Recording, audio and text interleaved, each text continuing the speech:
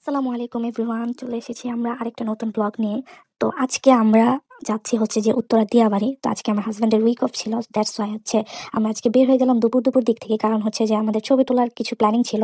তো সূর্য ডুবে গেলে হচ্ছে ছবি ওইরকম ভালো আসে না, সেই জন্য হচ্ছে যে আমরা দুপুর দুপুর রওনা দিলাম। দিয়াবাড়িতে পৌঁছানোর পর আমাদের হাতে খুব কমই ছিল, সো দ্যাটস ওয়াই হচ্ছে যে আমরা এটিএম বুথ থেকে কিছু টাকা তুলে নিলাম যাতে আমাদের ঘুরতে ফিরতে কোনো প্রবলেম না হয়। এরপর আমরা মেট্রো স্টেশন থেকে বের হয়ে আমরা আমাদের গন্তব্যে পৌঁছানোর জন্য রওনা দিলাম।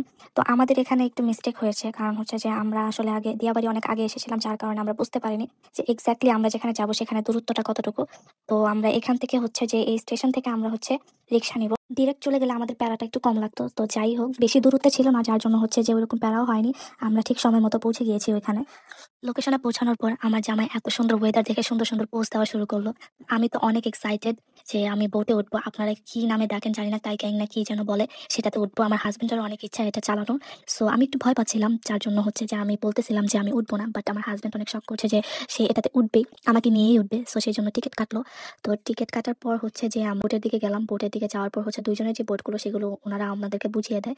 এরপর হচ্ছে যে আমরা বোট নিয়ে রওনা দিই। তো আমি একটু কিছুটা ভয় পাচ্ছিলাম, কারণ আমার হাজবেন্ড হচ্ছে যে চালাচ্ছিল, এটাই আমার সবচেয়ে বড় ভয়। দেন হচ্ছে উনি হয়রান হয়ে যাওয়ার পর আমার হাতে ধরায় দেয়। আর এখানে ভয়ও লাগতেছিল আবার ভালোও লাগতেছিল, এত সুন্দর ওয়েদার দেখে। এত সুন্দর ওয়েদারে আমার হাজবেন্ড হচ্ছে যে খুবই এনজয় করছিল। মানে উনি হচ্ছে যে অফিস করে এত কাজ টাজ করে হচ্ছে যে উনি খুবই টায়ার্ড হয়ে যায়। তো এতদিন পর এখানে এসে উনি খুবই উপভোগ করতেছে। ভুলভাল লিরিক্স দিয়ে আমাকে গানও শোনাচ্ছে। উনি গান গেয়ে ভুলে যাচ্ছে আসলে কি বলতেছে, পরের লাইনটা আসলে কি। আমি অনেক মজা নিচ্ছিলাম। এরপর আমি নিজেও কিছু ভিডিও বানিয়ে নিই আমার নিজের, কারণ এত সুন্দর ওয়েদারে নিজের ভিডিও বানাবো না তা কি হয়। তো সেই জন্য আমি আমার নিজের ভিডিও কিছু বানিয়ে নিই। তো এখানে একটা হচ্ছে মেলার আয়োজনের মতো করা হয়, যেখানে হচ্ছে অনেক রাইড ছিল, ভূতের বাড়ি ছিল।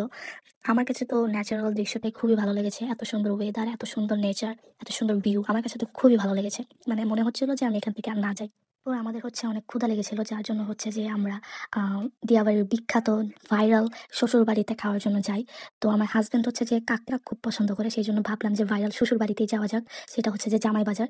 তো আমরা সেখানে যাই, যে এখানে গিয়ে হচ্ছে যে আমরা হচ্ছে 1 প্লেট বট আর হচ্ছে যে কাঁকড়া অর্ডার করি, হাফ কোয়ার্টার যেটা, ওইটা আমরা অর্ডার করি। কাঁকড়াটা মূলত পার্সোনালি হচ্ছে যে আমার হাজবেন্ডের খুবই ভালো লাগে। বটটাও অ্যাভারেজ ভালোই ছিল, ওইরকম খারাপ ছিল না বটটা। আমার হাজবেন্ড হচ্ছে বট খুব কমই ট্রাই করেছে, কাঁকড়াটা দিয়ে ছিটারুটি বেশি খেয়েছে, খুব তৃপ্তি করে খেয়েছে। আমার হাজবেন্ডের কাছে পার্সোনালি হচ্ছে কাঁকড়াটাই বেশি পছন্দ হয়েছে। এরপর আমরা ঘোরাঘুরি শেষ করে বাসার উদ্দেশ্যে রওনা দিলাম। নেক্সট ভিডিওতে দেখা হবে। আল্লাহ হাফেজ।